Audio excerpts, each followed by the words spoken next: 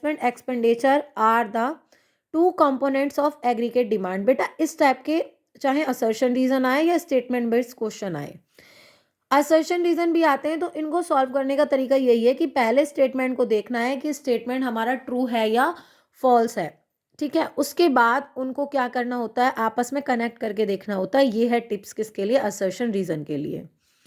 लेकिन ये क्योंकि सिंपल हमारा स्टेटमेंट है, तो हम इस स्टेटमेंट को देखते हैं कि हमारी two sector economy consumption expenditure और इन्वेस्टमेंट एक्सपेंडिचर की बात करती है। यस, टू टाइप का ही एक्सपेंडिचर होता है, या तो कंज्यूमर कर रहा है या प्रोड्यूसर कर रहा है, ठीक है। तो ये आंसर हो गया हमारा ट्रू। नेक्स्ट क्वेश्चन कह रहा है aggregate demand curve always start from point of origin with positive slope.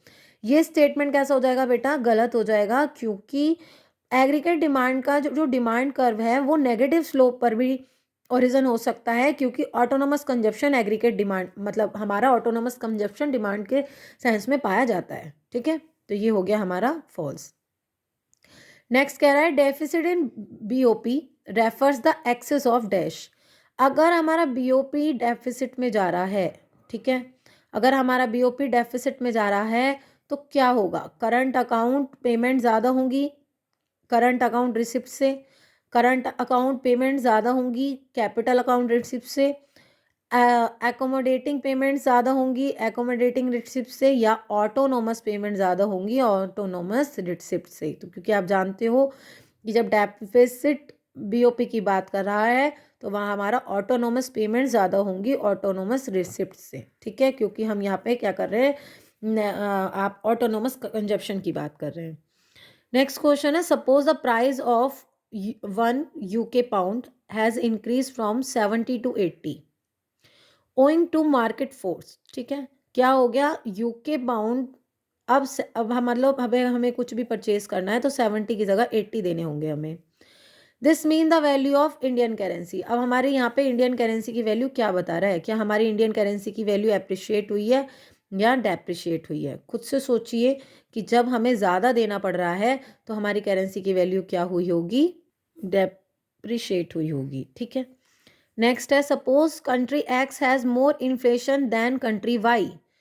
Country X में ज़्यादा इन्फ्लेशन है as per country Y, which of the following is most likely situation to happen in a case. क्या होगा, अगर inflation X में ज़्यादा है तो डेफिसिट ट्रेड बैलेंस भी एक्स कंट्री में ज़्यादा ही होगा।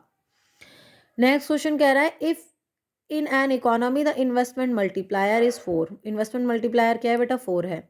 के का क्या फॉर्मूला होता है, 1/MPS या 1/1 - MPC, ठीक है।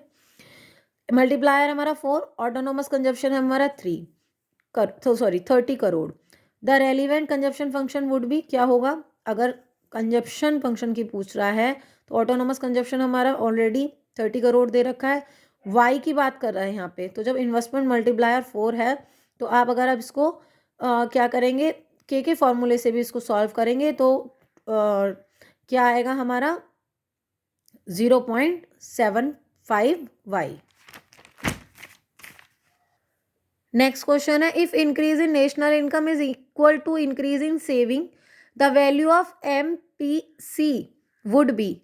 अगर सेविंग, ठीक है, income is equal to increasing saving, जितनी इनकम इंक्रीज हुई है उतनी सेविंग इंक्रीज हो रही है, तो हमारा जो कंजप्शन है वो कैसा हो जाएगा बेटा, इक्वल टू 0, क्योंकि जितना इनकम हो रहा है उतना ही हम क्या कर रहे हैं, सेविंग। अब ये क्वेश्चन कह रहा है in an economy the value of marginal propensity to save MPS 0.25 है, तो वैल्यू क्या होगी, what will be the value of increase in income, क्या होगी इंक्रीज इन इनकम की वैल्यू अगर इन्वेस्टमेंट बढ़ा दिया जाए 200 करोड़, ठीक है।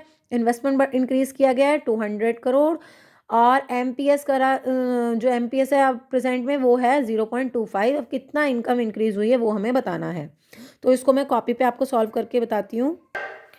MPS दिया हुआ है हमारा 0.25, S है हम तो यहाँ इस और हमें S दिया हुआ है 200, तो कौन सा फॉर्मूला सबसे पहले पुट करेंगे, S = I, ठीक है। ये इक्वेशन हम इसको यहाँ पे पुट करेंगे, तो S = I करने के लिए और MPS निकालने के लिए हम क्या करेंगे, डेल्टा S और डेल्टा Y, ठीक है।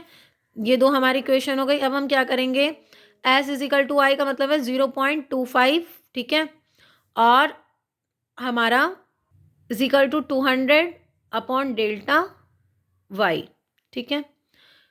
मीन्स हमें S equal to S equal to I लाना है, और एमपीएस का फॉर्मूला लगाएंगे delta S upon delta Y, ठीक है। तो एमपीएस हमें दिया हुआ है, ये फॉर्मूला पुट किया हमने, एमपीएस दिया हुआ है 0.25, हमें एस दिया हुआ है 200, डेल्टा वाई हमें निकालना है, क्योंकि अब हमें जो हम डेल्टा वाई निकालेंगे उसमें क्या होगा कि आपने क्या किया, वाई इधर किया और 200 को 0.25 से डिवाइड किया, तो ये हमारे 2 0 है, मतलब 2 0 के पॉइंट के बाद 2 हमारे डिजिट हैं, तो इसको हमने क्या कर रहा है, यहाँ पे 2 0 पुट कर दी।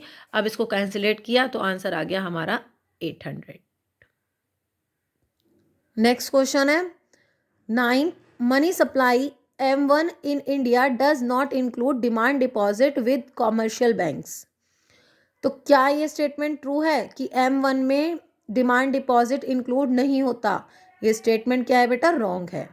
Next, money supply M1 refers to assets available with the commercial banks during a particular period of time।